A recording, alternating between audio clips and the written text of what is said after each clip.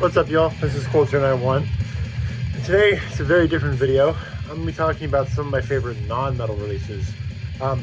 I almost exclusively talk about black metal, death metal, some thrash, but there's a couple bands that I love as much as like war metal, death metal, all that kind of stuff. But to start off, we're listening to Demolition Hammer, Epidemic of Violence. This is my second favorite thrash record ever. It's fucking incredible.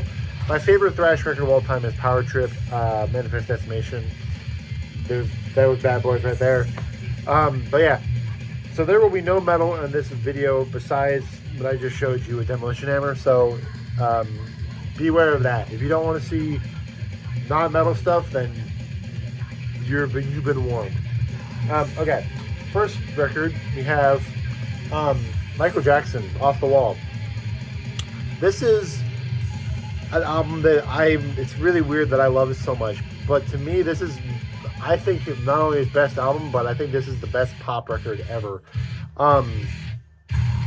Working Day and Night, Rock With You, Off the Wall, I Can't Help It, let's see, Get on the Floor. This is like, this is disco, but it has so much soul. And I don't mean soul in terms of like Marvin Gaye soul, I mean soul as in like personality and emotion.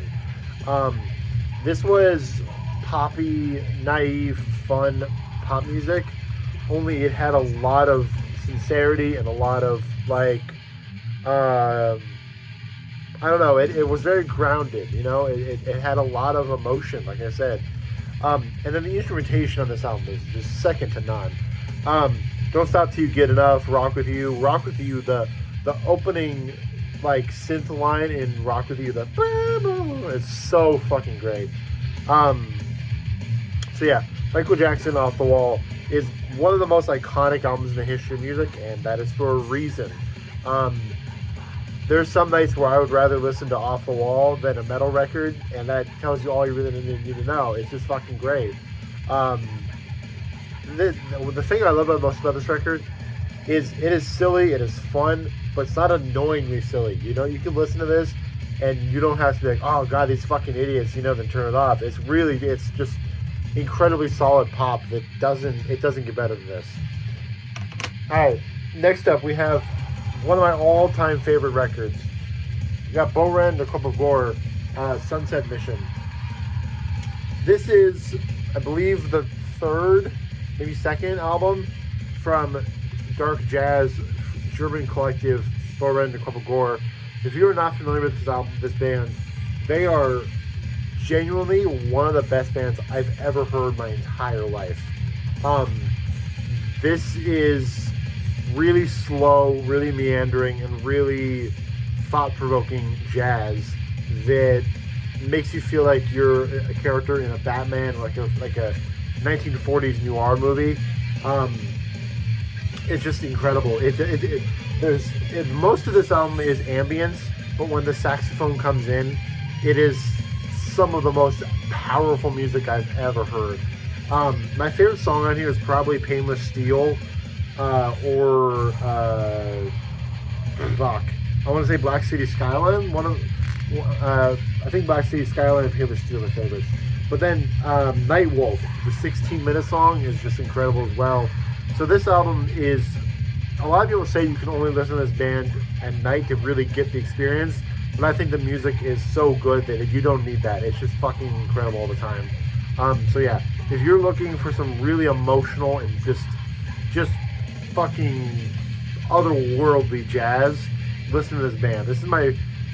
I have 3 LPs of this band right now, but I have another one coming, so I'll have 4. And this album and band are just fucking, they're geniuses. Just an unprecedented level of emotion, and it's just incredibly well done stuff. So yeah, check this album out. If you're gonna check out any album in this video, check out this album. It's fucking incredible. All right, next we have an album from a different era of me.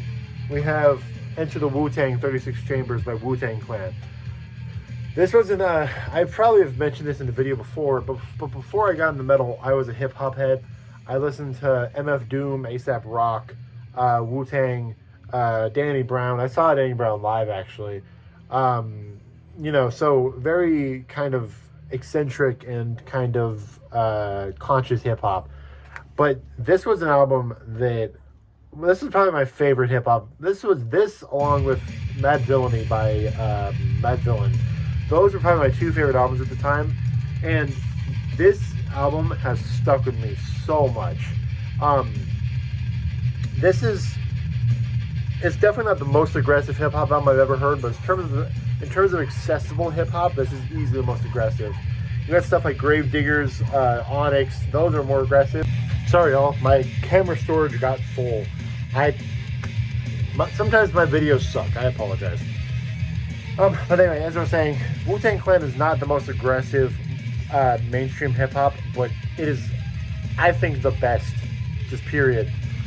Every song on here is fucking incredible. Every member, RZA, Jizza, Old Dirty Bastard, Inspect the Deck, Raekwon, every single member on here is just some of the best hip hop ever made. My favorite song on here is probably Seventh Chamber or Method Man. Method Man is so good. When Method Man does the MATHOD man, that part is so fucking cool. I think Cream, of course. This whole album is just the atmosphere and attitude of New York put into a record, but just with fantastic beats, fantastic flows, and I gotta emphasize, like I just said, the beats on this record are just second to none. RZA produced the whole record, and you can tell. He made a name for himself off this one record. Granted, every member did, but he was the backbone of the band. The instrumental with Cream, Tears, Seventh Chamber, Mystery of Chess Boxing. It's all those beats are some of the best ever made. And Jizza is a fucking legend, along with the entire clan. So this album is mandatory if you're a fan of hip-hop, but I think honestly if you're a fan of music, you have to check it out at some point. So Wu-Tang Clan and Enter the 36 Chambers doesn't get better than this. It just gets as good as this. Alright, now we have one that is completely different than you would expect. We have a discoid funk band, whatever the fuck that means. Brian Bennett. This is like electronic ambient music, kind of similar to like Vangelis or Giorgio Moroder, or Moroder, however you pronounce his name. But this is an interesting story about this record. I found this album a long time ago on Spotify, and I wanted the CD for a long time because it was very underground, like electronic music. I found it during the peak of like the vaporwave trends from like 2018 to like 2020. I found this album. I was like, oh my god, this is a vaporwave band that nobody's heard of, and it's not vaporwave, but it's similar sounds, I suppose. But anyway, when I first found this record, I was like, oh man, I want a CD, but CDs just didn't exist in this record. I still don't think they do. So one day I went record shopping, and I stumbled upon this album on LP, and I was like, shit, I don't have a record player, but it'd be cool to have this because in case I ever do get a record player. So now I have a record player and now I can play this. But this album as a whole is just really, really, really funky and just fun electronic music. My favorite song on here is probably Solstice and Pendulum Force. Ocean Glide is really cool. The Voyage is beautiful. It's kind of like a 2001 Space Odyssey feel. So yeah, this is just a great record. It doesn't do anything unique, I don't think, but the atmosphere is the best part of it. It kind of feels like you're in like a Star Trek film or like a really low budget Star Wars film, like the first movie. It kind of feels like you're just in a control room with a bunch of like 80s technology in front of you, and it's really cool.